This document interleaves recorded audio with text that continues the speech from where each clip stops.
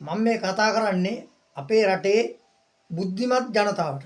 ඒ කියන්නේ යමක් තේරෙන යමක් කියන්න පුළුවන් ළමා යමක් අහගෙන ඉන්න පුළුවන් යමක් හොයන යම් තැන් වලට යන මිනිස්සුන්ට තමයි මම මේ කතා කරන්නේ මේ රටේ. මොකද ගම ඇතුලේ ඉන්න මිනිස්සුන් නෙවෙයි ඇත්තම කතාවේ. මොකද ගමෙන් එළියට යන මිනිස්සුන්ට මේ එළියට යන මිනිස්සුන්ට කතා කරන්නේ. සමාජයත් එක්කලා ගිහිල්ලා සමාජයේ තියෙන ගැටුම් බැටුම් සේරම හොයන බලන මිනිස්සුන් තමයි මේ කතා කරන්නේ. රට ගැන හිතන මිනිස්සු, රට ගැන හොයන මිනිස්සු ගැන කතා කරන්නේ. මම මේ මෙච්චර කාලයක් දැන් අවුරුදු 30ක් තිස්සේ මේ රටේ ශ්‍රී ලංකාව තුල අප රට ඇතුලේ වෙන සියලුම මිනිස්සුන්ට වෙන අපරාධ මිනිස්සුන්ට වෙන කිනිහිරිකම් මේ හැම දෙයක්ම වෙන්නේ රටේ පාලකයා හොඳ නම් රටේ ජනතාව හොඳයි. රටේ පාලකයා හොඳ නම් රට හොඳයි. රටේ ජනතාව හොඳ නම් රටත් ගොඩ යනවා. මොකද පාලකයා හොඳ නම් ජනතාව හොඳයි. ජනතාව හොඳ නම් රට ගොඩ යනවා.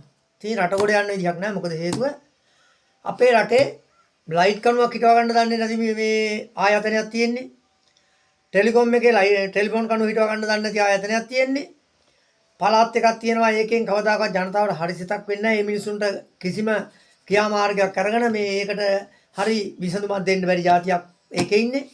ආඩ්‍ය එකේ ඉන්නේ කිසිම මිනිසුන්ට මිනිසුන්ගේ ගැටුමක් නැතුව මේ රට සේවයක් වෙන්න පුළුවන් ආයතනයක් ඇතුළේ මිනිස්සු නැහැ. ඊට පස්සේ පාදේ සභාවත් ඉන්න මිනිස්සුත් ඒ වගේම මේ වගේ කිසිම දැනුමක් නැති දැනුමෙන් අඩු පිරිසක් ඉන්න බවට පේනවා. කවදාකවත් මේ මිනිස්සුන්ගේ මේ රට සේවයක් හරියට වෙන්නේ නැහැ. ඉතින් රටේ මේ මිනිස්සු ටික හිරේ යන්න හේතු, නඩු වැටෙන්න හේතු, මිනිස්සු කපා කොටාගෙන රෝහල් ගත වෙන එක වෙන්නේ එක. එතකොට මේ සියලුම දේවල් වෙන්නේ මේ ආයතන ටිකේ මේ ආයතනවල මේ දුර්වලකම් ටික කවදාකවත් මගහරව ගන්න බෑ. මොකද දැනුමෙන් අඩු නිලධාරී ඉන්න නිසා. මේක මම මේ කියන්නේ හිටපු ජනාධිපතිවරුන්ටත් දැන් ඉන්න අනුර කුමාර සානක ජනාධිපතිවරයාට මේ රට ගෙනියන්න මේ ඉන්න නිලධාරී ඔබට සහාය දෙන්නෙත් නැහැ. මේ රටේ ඉන්න ජනතාවට සහාය දෙන්නෙත් නැහැ. ඒ කට්ටිය මේ රට කවදාවත් පිරිසිදු කරන්න බලන්නේ නැහැ. ඒක නිසා මම කියනවා ඇත්තටම අපේ රටේ පළාත් සභා පාරවල් තියෙනවා. ඒ පළාත් සභා පාරවල මායින් ටික ගහලා නැහැ. බැමි ටික ගහන්නෙත් පාරේ කාපට් එකයිනේ එක්ක කොන්ක්‍රීට් එකයිනේ. බැටක් ගහන්නෙත් එක්ක කාපට් එකයිනේ එක්ක කොන්ක්‍රීටයි. මේ තියෙන්නේ පළාත් සභා පාරවල් ටිකයි. මේ එතකොට පාදී සභා පාරවල් නෙදී. මේ දෙකම දැන් ඇවිල්ලා අඩි 15ට 20ට තිබ්බ පාරවල් 12ට තිබ්බ පාරවල් අද අඩි 8ට කොන්ක්‍රීට් කරගෙන යනවා. දැන් මෙයාලා කියනවා අපි මේ රට අපිට දෙන්න කරන්න කියලා. දැන් මම බලනකොට මහින්දලා කාලෙත් අඩි 8ට කරනවා පාරවල් ටික. ගෝඨාභය මහත්තයා කාලෙත් කරුවා. එතකොට මහින්ද කාලෙත් මේ කවුද අපේ මේ චණ්ඩිකාය කාලෙත් කරුවා. ඊට පස්සේ මේ හිටපු හැම ජනාධිපතියෙක්ගෙම කාල සීමාවේදී අඩි 8යි පාරවල්. එක්ක අඩි 9. හැබැයි බෝඩ් එකක් ගහනවා අඩි 100ක් පාර තියෙනවා පළල. අඩි 100ක් මේ පාරටයි තියෙන්නේ. පළාත් එකේ ගහනවා අඩි 50ක් තියෙනවා. පාර මැද ඉඳන් දෙපැත්තේ අඩි 50ක් තියලා ඔයාලා බැමි ගහ ගන්න, ඔයාලා ගෙවල් හදා ගන්න, ඔයාලා ගස් කොළන් හිටවන්න. හැබැයි මුං ඇවිල්ලා එක එක්කවත් මහත් කරුවද? මේ කෑගල්ල පළාත් එකට ගිහින් මම ලියුම දීලා තියෙනවා දැන් මාස 3ක්. පාරවල් ටික මාක් කරලා මේ මිනිසුන් දැන් අපිට නඩුවකුත් තියෙනවා මං හිතන්නේ. බලමු ඒක අපි. පළාත් සභා පාරවල් ටික මාක් කරගන්න බැරි රජවල් යකෝ මෙච්චර කාලයක් තිබ්බේ. ජනාධිපති 9 දෙනෙක් ආපු රටක් මේක.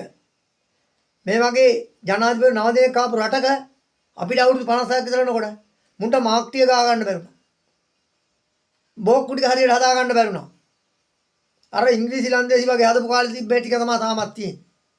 හදන ඒවා භාගෙට. හදන භාගය මගට. තාමත් බැරුණා. ඉතින් ඒක නිසා මම මේක දාන්න ගත්තේ පළාත් සභා පාරවල් ටික මාක් කරපල්ලා. මාක් කරලා මේක මිනිස්සුන්ට නිදහසේ ජීවත් වෙන්න ඉඩ තියලා.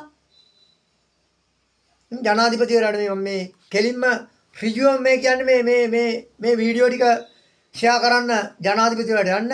ජනාධිපති ලේකම්වරයවරු ටික ජනාධිපතිවරයා අරිනවා නොමග අරිනවා. එදා ගෝඨාභය ඇරියා. ඊට පස්සේ අනුර ඇරියා. ඊට පස්සේ දැන් එන එකත් අරිනවා. ඒක නිසා මම කරුණා කරලා කියන්නේ පළාත් සභා පාරවල් ටිකේ මාක්ටිය ගහන්න, අඩි 50ක් තියා මාක් කරගන්න, එතනින් මෙහාට මුකුත් කරන්න එපා කියලා කියන්න. මම මේක සියලුම දෙනාට, සියලුම ඇමතිවරුන්ට, සියලුම മന്ത്രിවරුන්ට, සියලුම ලේකම්වරුන්ට ජනාධිපතිවරයාට කියා මාරවඩි මාක් කරලා ඔබේ අයිතිය රජයට අයිති කොටස රජය අනිවාර්යයෙන්ම ගත යුතුයි. ඒක තමයි මේ වීඩියෝ එකක් දාන්න ගත්තේ.